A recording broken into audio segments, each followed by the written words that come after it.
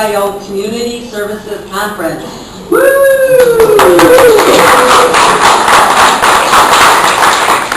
This is an annual conference, and I believe we have many new folks here, so we're going to do kind of some icebreakers later, but don't be frightened, it'll be okay. My name is McNeary. I am the AFL-CIO Community Services Liaison here in Kein County. I also am a member of CWA here today, and ask me, and maybe ask me tomorrow.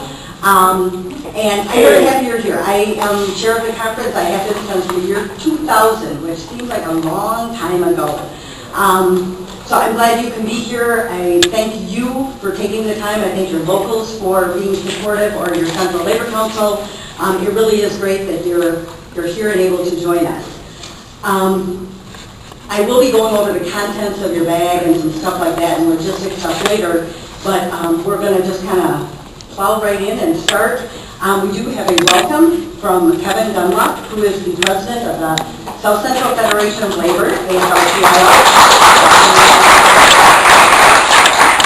And Kein is actually my labor boss at work. Good afternoon and solidarity, sisters and brothers. Good afternoon. Let's hear it again. Solidarity! Solidarity! Let's give a thanks to Ann for putting this conference together. So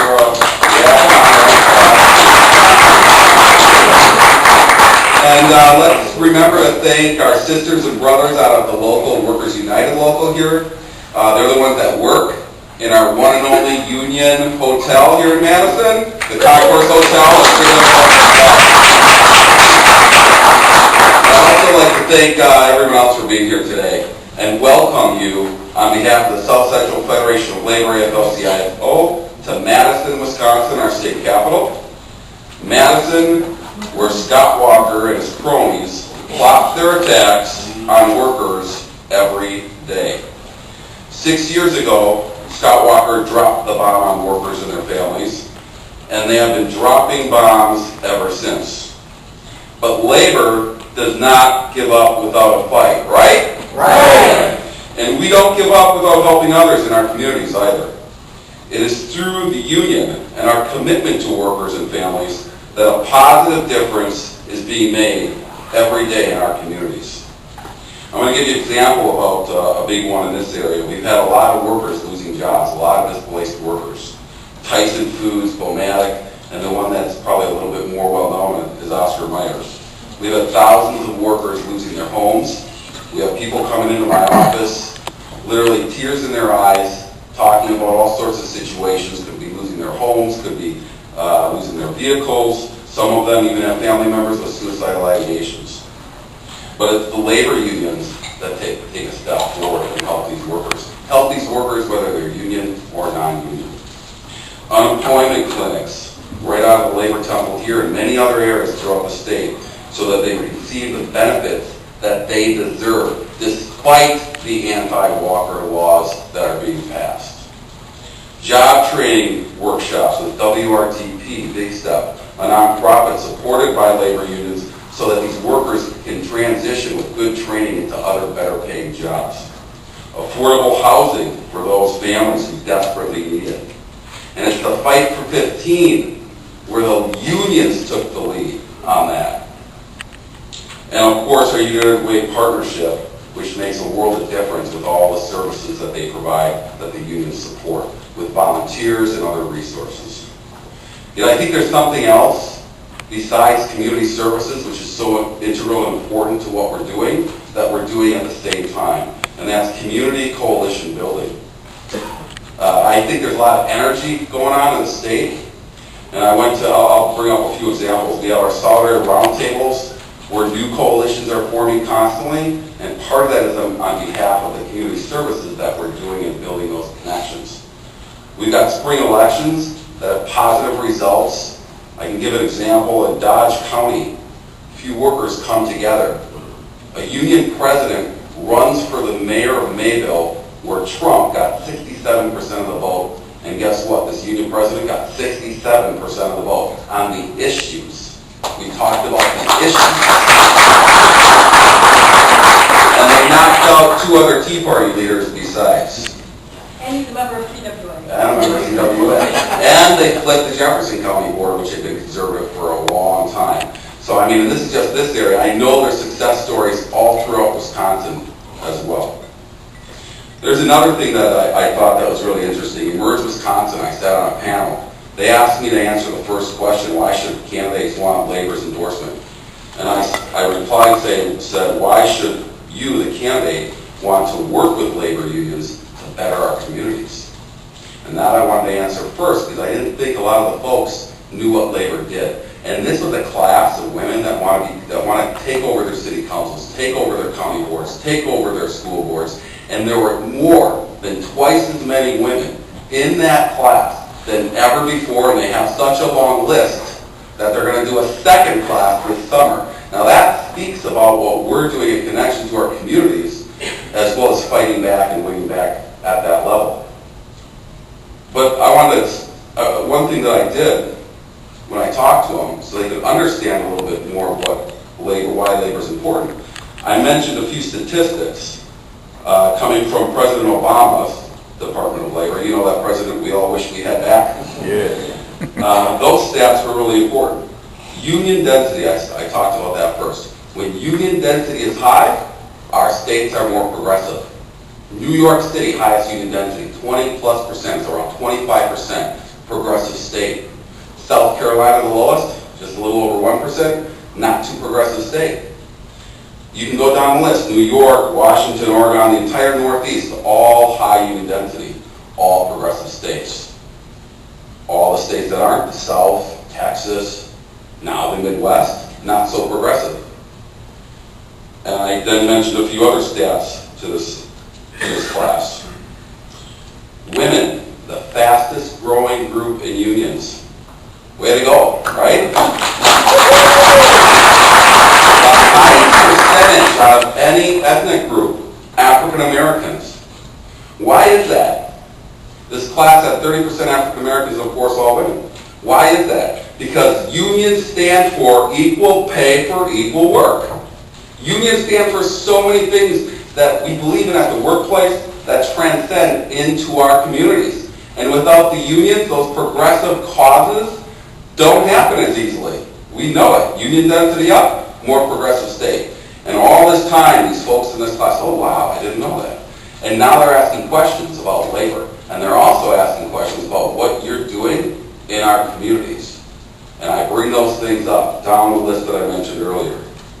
Immigrant rights. It's the unions and the worker centers that fight for that. And the other thing that I think was compelling, it's a $200 difference per week between a union and a non-union job. That gave a lot of odds too.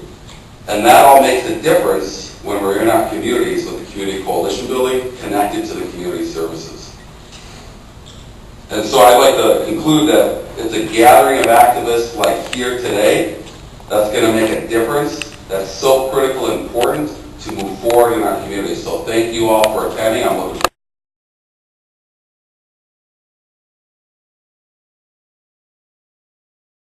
Chris.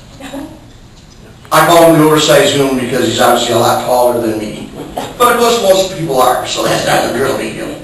Hey, Chris is a great guy for volunteering. If I need him for any help, he's always there. A couple years back I needed him to help do some stuff at the United Way.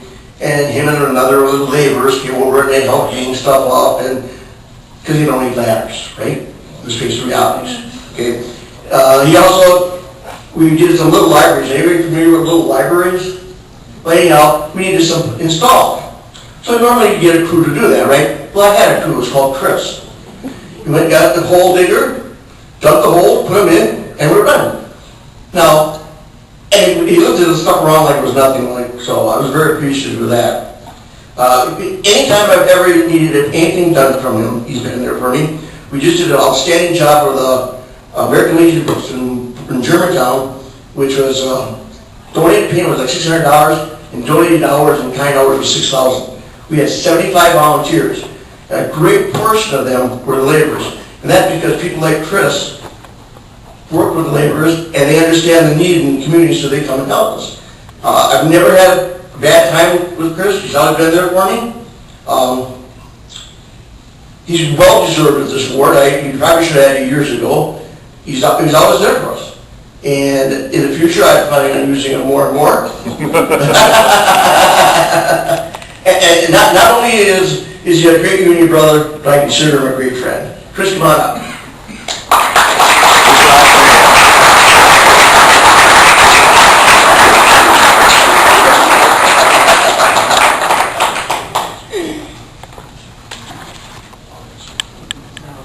And Chris is actually Christopher Oleg, and he is a member of Laborers International Union of North America, Local 113, 113, and Lyuna would be their shorter name, but we had it all on the plaque, all the long stuff too. And this really is for outstanding service to the community. I'm hoping Chris can maybe have his picture taken with Stephanie after, and maybe somebody can even use Stephanie's phone to take. Put him on a chair. Yeah. Oh, yeah. Kurt and I are like, We can have him say, so congratulations and thank you.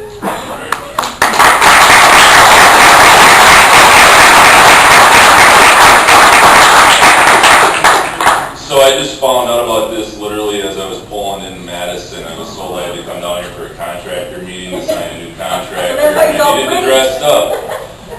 So for the amount of time that I've been in the laborers union and working, everything that I do with a purpose, and the purpose behind the volunteer and the time given back to the communities is to put a positive spin.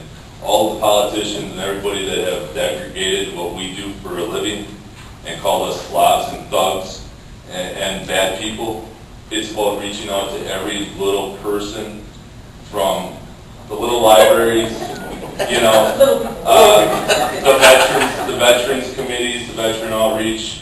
Each year, Port Washington, we pull about 80 to 90 vets out of Woods VA Hospital. We load them on boats and we take them out for a fish outing. We bring them back and we do a Brat Friday, labor community at work. Jay and Mike Balistreri and several of these gentlemen in this room come up there and they cook for these veterans. And we just spend the day with them and we give back to these guys, not because we don't want to do something that day. We give back to them so that they can take a little bit of knowing that the unions aren't going away, and we're going to continue carrying on the tradition of giving back to our communities. So anytime that you get an opportunity to volunteer, you're not just volunteering for yourself, you're volunteering for the face of your individual union that you belong to. And that is the most important thing you can do in your community outreach. So, Ralph, I guess he was a brewery worker. I like beer too, so I'll have one for you tonight, Ralph. Thank you all for the recognition. Thank you to the Laborers Union for the recognition and for allowing me to serve them and be part of that organization. My business manager and, of course, my lovely family that put up with the extra hours above and beyond the normal work hours His wife is in the to give back. So, yes, my wife is in the back, and I appreciate everything that she does for me as well. She picks out my clothes so I look good. Thank you all.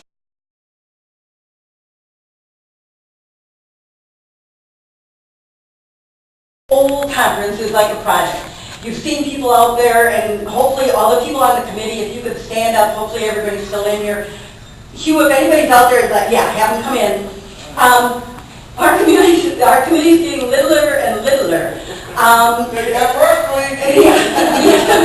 Yeah, they're sort of getting slimmer and slimmer, just littler and littler. So it really is. I mean, we sell Coke tickets, we have registration.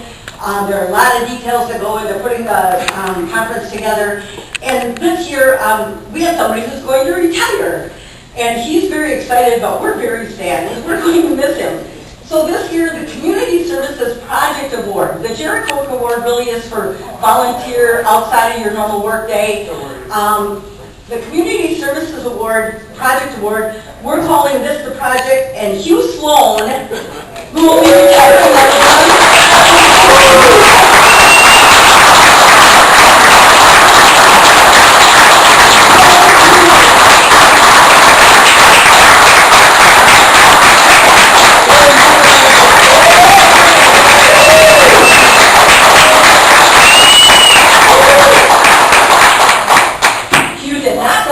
Going to happen. It's really hard keeping secrets. But this really is, this conference takes a lot of time. Hugh has done registration for at least 7 17 years that we know of, and we think it's closer to the 28 when he's actually been a liaison. So, Hugh, woohoo!